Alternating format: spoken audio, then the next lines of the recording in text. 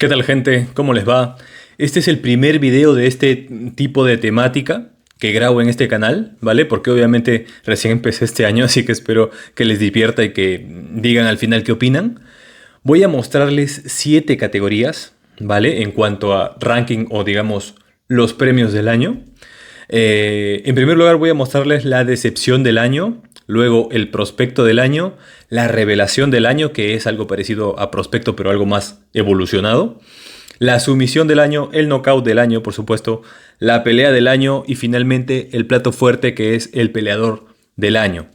Así que vamos a estar mencionando más o menos entre 2 o 3 candidatos por categoría y luego mencionar solamente los candidatos, y creo que primero voy a mencionar al que creo que es el ganador.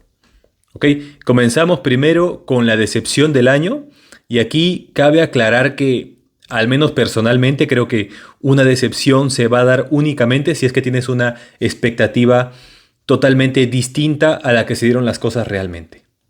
¿Vale? Entonces, sujetándome en ese razonamiento, mi primera decepción del año fue para Dricus du Plessis. Du Plessis, chicos, o sea, nos había proyectado una idea de que podía regalarnos una batalla generacional, ¿vale? Contra Khamzat Chimaev. O bueno, no es que Dricus nos vendió esa idea, sino que nosotros mismos, fruto de ver sus peleas, fruto de ver el propio físico del que es dueño, ¿vale? Nos creamos la ilusión de que podía darle batalla en el suelo a Chimaev. Y digo en el suelo porque sabíamos, y hasta el mismo Dricus sabía, que se lo iban a llevar al suelo, ¿ok? Pero donde muchos de nosotros nos dimos el portazo en la cara fue al ver que el tipo no iba a poder responder absolutamente a nada. Ok, tuvimos 25 minutos de Dricus du Plessis intentando sobrevivir y ni siquiera te digo tratando de ponerse de pie. Esa pierna cruzada que vimos que hacía todo el tiempo es la prueba más grande de que no iba a arriesgar en lo más mínimo para siquiera intentar levantarse. Esa pierna cruzada, cuando está de espalda contra la lona, lo único que logra es que Khamzat Chimaev no logre la montada para que pueda hacer más daño. O sea, a mí me parece que Dricus du Plessis, al verse totalmente superado, lo único que intentó tal vez fue no ser finalizado. Y eso, al menos para mí, fue decepcionante. Y por ambos lados, o por dos cosas, mejor dicho. Primero, porque nunca pudo estar a la altura del nivel de grappling que intentó o que planteó Khamzat Chimaev.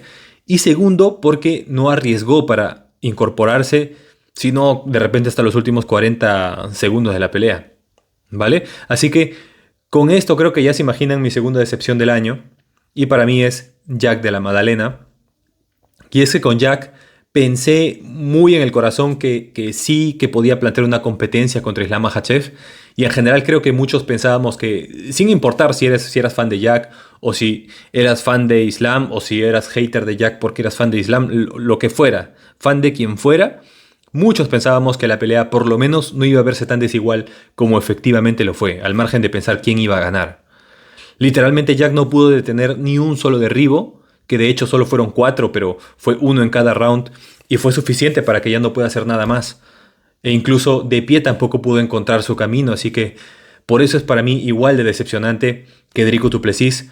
Por supuesto, dejando en claro que ambos me parecen tremendos peleadores, ¿ok? Pero ambos están empatados para mí en cuanto a decepciones. Y ahora sí podemos arrancar con lo positivo, ¿vale? Y pasamos a la categoría de los prospectos del año. Y el primero que tengo en mente es Kevin el Chino Vallejos, que terminó un 2025 redondísimo, noqueando a Giga Chikadze en 2 rounds nada más. Y es como si Vallejos se hubiera pasado todo el juego del prospecto en un solo año. Peleó 3 veces en UFC, debutando en marzo, de hecho, teniendo otra pelea a mediados de año. Y con ambas victorias, que fueron muy contundentes, logró su oportunidad de ranking y ahora mismo ya es un peleador rankeado. El chino deja de ser un prospecto este año con solamente 24 añitos. Tremendo realmente lo del argentino, y para mí se lleva el premio a prospecto del año. Y otro que tuvo un camino similar este año, que merece mención, ha sido Peyton Talbot. Aunque él sí comenzó perdiendo contra Raoni Barcelos, que ya hemos visto que es tremendo perro de pelea Raoni Barcelos, pero después hemos visto mejoras muy interesantes para Talbot, ganando primero a Felipe Lima y después ganando de forma muy dominante a Henry Cejudo. Tremenda paliza que le dio, y con Talbot pues yo siento que va a tener un camino un tanto más limpio que Vallejos, por lo menos. ¿Ok? Por lo que genera principalmente, por ser estadounidense, por ser skater, por ser un tanto excéntrico, ¿vale? Pero igual veo bastante valor en Peyton Talbot y vale mucho la mención. Otros que me gustaron, ¿ok? Fueron Fares Siam, que redondeó tremendo año finalizando a otro gran peleador como Sadikov. Siam creo que es de los que mejor evolución he visto en las 155 libras, así que también es un prospecto muy importante que se ha consolidado este año. Y hasta me imagino que puede seguir mejorando un tanto, así que lo podría ver acercándose a un top 5, inclusive, en el próximo año, ¿vale? Y ya bueno, o sea, otros más que me gustaron mucho también como prospecto han sido Alec Topuria, Teba Gautier, Islam Dulatov. Y tengo una lista larga de prospectos que de hecho tengo también en video, que lo dejo como emergente aquí arriba de la pantalla, en la descripción del video también, ¿vale? Pero de una vez pasemos a la revelación del año, premio que pienso tiene que ir para alguien que dio el gran salto de calidad en su carrera, pero no como lo hace un prospecto, sino más bien para convertirse en un consolidado dentro de los rankings, por ejemplo, o directamente para convertirse en un contendiente. Y para mí, ese premio tiene que ir para Joshua Ban, que literalmente se pasó el modo carrera en un año, en solamente un año, porque el tipo empezó peleando en marzo contra Rey Tsuruya, siendo todavía no rankeado, luego volvió en junio para pelear contra Bruno Silva cuando todavía era no rankeado, y justo llega su momento bisagra, ¿vale? Luego de ganar a Bruno Silva, su punto de inflexión cuando acepta pelear en corto aviso con solamente 2 semanas de anticipación contra Brandon Royval. En un mismo mes vence a Bruno Silva y luego vence a Brandon Royval, que era en aquel momento el retador número 1. Y tal vez solamente necesitaba una victoria más Brandon Royval para volver a retar por el cinturón. Y Van le robó todo eso, gente. Que tuvieron un peleón, una locura de volumen, que se conectaron los dos. De verdad, una pelea para la videoteca de las MMA, si es que la tienen. Y para coronar el año, aunque claramente de la forma más trágica y anticlimática posible, se hace campeón. Con solamente 24 años, Van ha transicionado de ser una promesa a convertirse en el campeón de su división. Creo que es un hito, mucho más en estos tiempos de mayor inactividad para todos en UFC, tanto para peleadores normales de ranking como también para campeones. Así que Joshua Van, sin dudas, es la revelación del año para mí, muy seguido de cerca, ¿vale? Por Michael Morales. Y con Michael Morales ha pasado algo muy similar. De hecho, él solamente ha tenido 2 peleas en este año, pero cumplió con ambos rivales de forma espectacular. 2 knockouts en ambas peleas en el primer round. Y con esas victorias creo no tiene mucho más que probar para demostrar que no solamente es un élite, sino que es con justa razón el máximo retador, o el segundo retador por lo menos, al cinturón que tiene ahora mismo Islam Makhachev. Así que Michael Morales es para mí de forma incontestable el otro guerrero revelación en 2025, muy de cerca a Joshua Van. Y llego a la parte que suele ser de mayor interés, ¿vale? Que son las finalizaciones del año. Y específicamente aquí, para la sumisión del año, quiero darle el premio mayor a Merab Dvalishvili por varias razones. Por la relevancia del momento que estaba ocurriendo, que era una defensa titular. También por el factor sorpresa, ya que Merab no es un guerrero que busque sumisiones siempre, sino que más bien se suele concentrar en la lucha y en el desgaste, por supuesto. Y por último, porque fue una combinación de varias sumisiones. O sea, no es un Darce Choke, tampoco fue un Ninja Choke, tampoco... O bueno, podría ser un Norte-Sur tal vez, pero rarísimo. O sea, fue una llave de rendición muy mezclada, ¿vale? Así que yo premiaría la sumisión de Merab como la mejor del año. Y como segunda sumisión se me ocurre la secuencia de Islam Makhachev contra Renato Moicano, porque si bien el Darce Choke no es una postura de sumisión de las más especiales, no es de las más raras ni mucho menos, pero el nivel de grappling del rival lo hace muy importante. O sea, Renato Moicano es un especialista del suelo y previamente al tapeo de Moicano hubo una transición muy potente, muy vistosa de ambos, donde Islam siempre tuvo claramente la ventaja y la ofensiva para cerrar con broche de oro, obviamente con el sometimiento. Así que voy con la sumisión de Islam Makhachev como segundo mejor del año. ¿Vale? Seguido para mí, no por una sumisión, sino por 4 sumisiones, ¿vale? Que logró Walter Walker. O sea, tiene que tener un mérito realizar esas sumisiones. Todas de la misma especie. Que claro, las ha realizado contra pesos pesados que son flojísimos en grappling, ¿vale? Que son unos cadáveres en grappling. Pero lograr 4 sumisiones de tipo ankle lock tiene que tener un factor especial. Así que iría con Walter Walker como una mención honrosa. Y la siguiente categoría es la de Knockout del Año, que es la que la mayoría le gusta ver. Aunque igual aquí yo no transmito los videos de los knockouts. Y tengo que poner al knockout de Ilia Topuria contra Charles Oliveira como el mejor knockout del año. Quizás incluso como el mejor o como el momento más impactante del año. Por lo menos en materia de picos a nivel de show. Porque luego pues ya lo perdimos a Ilia Topuria. Pero es que este knockout pues marcó muchas cosas en la memoria. Yo todavía veo ese knockout y creo que es inteligencia artificial. Nunca había visto a Charles Oliveira caer de esa manera, totalmente dormido, con la mirada hacia el cielo, con los brazos abiertos, y porque también fue un knockout limpio, que solamente bastó de un golpe, porque la precisión de ese derechazo, o sea, de ese cruzado fue acompañado por tal potencia, por tal velocidad que dejó desconectado totalmente a Charles.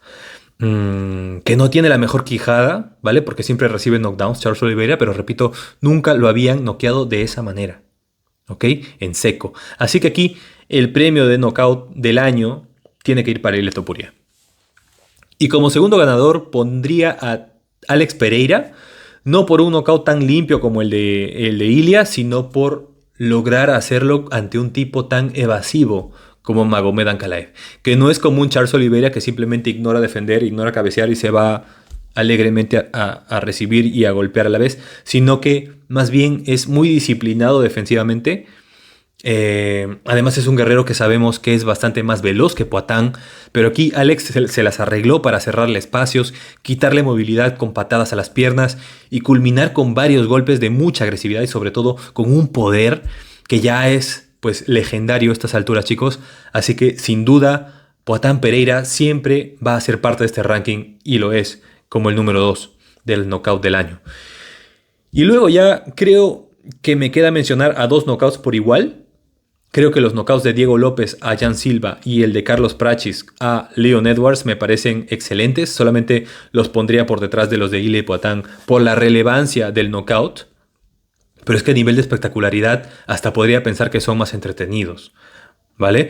Pero para eso ya hasta también podría pensar poner la patada de Mauricio Ruffi a Bobby Green o la otra patada de Quillan Salkiel contra Narrak Haqparast y varias otras, incluso del Dana White Contender Series, pero creo que Ilia Poatan en todo caso merecen la mención de estar arriba por el momento importante en el que se da el knockout, ¿ok? O los knockouts. Y llegamos, ¿vale? A la última categoría que son la penúltima categoría, que son las peleas del año. Y para este tipo de elecciones, pues nunca va a haber alguien que tenga la razón, ¿vale? Porque, por ejemplo, la semana pasada preguntaba en Instagram, ¿y para ti cuál es la mejor pelea del año? Y muchos me dijeron que la de Ilia contra Charles, que supongo que lo dicen por la secuencia del knockout, que honestamente fue impactante. Nunca habíamos visto caer así a Charles Oliveira, como decía hace un momento. Otros también me dijeron que la de Islam Makhachev contra Jack de la Madalena, que bueno, más obedece a la impresión de ver un performance técnico y dominante a la vez. ¿Ok? E incluso me hablaron sobre la pelea de Adrián Luna contra Vologdin, ¿vale? La del Dana White Contender Series, que fue una cosa realmente impresionante, una locura de volumen, de sangre, de mucho de lo que emociona, ¿no? al espectador. Y al final de eso se trata. Pero al menos desde cómo lo veo yo, en una pelea del año tiene que haber algo medianamente importante en juego, así como lo hice para premiar al knockout del año. Y puede ser un cinturón, lo importante que se juega, o puede ser alguna posición importante dentro de la élite de la división, por pelear, por ejemplo, por ser contendiente número 1. O sea, para mí no tendría que estar, por ejemplo, la de Luna contra Vologdin, porque con todo respeto, vale, creo que son 2 peleadores de muy bajo perfil, todavía que por una cuestión de estilos pueden dar una pelea muy vistosa, pero que quizás nunca toquen los rankings. Si es que entran a UFC, o bueno, entraron los 2. O en todo caso que nunca lleguen a una posición importante. Sin embargo, las peleas que para mí deberían ser las que manden como pelea del año, deben tener como protagonistas a tipos de más alto perfil y que, por supuesto, que planteen riesgo para el rival, que sea una pelea con armas por ambos lados, y con eso también descartaría, por ejemplo, la de Islam contra Jack o la de Topuria contra Charles Oliveira, donde solamente fue una exposición de uno sobre el otro. ¿Ok?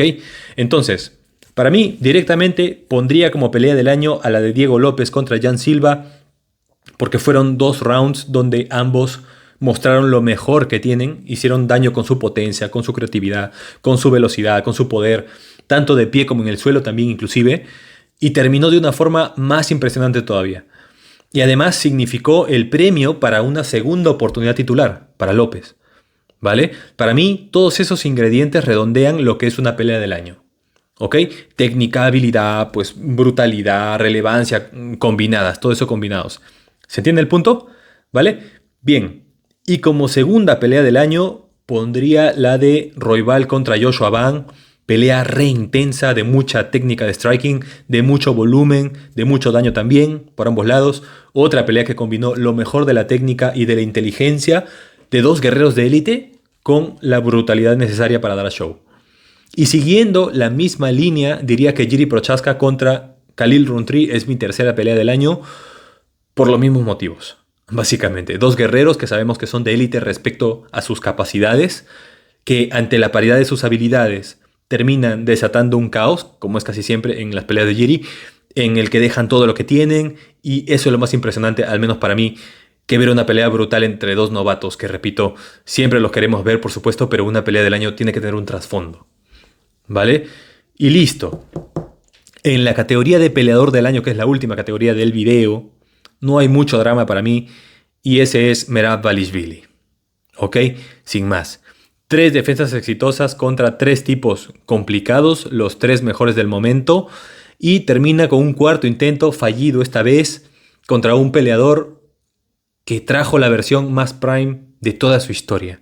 Tal vez la mejor versión o la versión más prime de cualquier campeón en las 135 libras, así que hay poco que reclamar a Merab Dvalishvili.